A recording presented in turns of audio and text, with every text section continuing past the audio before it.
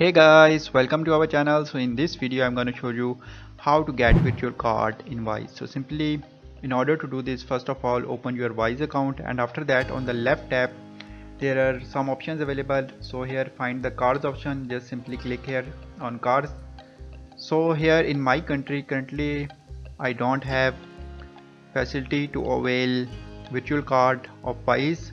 So now what should I do now? Simply click on join the waitlist. So the procedure is simple. When you open the card section you will directly move to this page. After that just type your first name here, and after that just type your last name here, and just simply type your email here, like I am typing the random email here, and after that which country do you live in. So Pakistan. So you can also change your country here. What do you plan to use this card for personal use, for business use? So it's depend upon your account. If you open a personal account you have to click on personal use, and if you open a Wise business account you have to select a business use.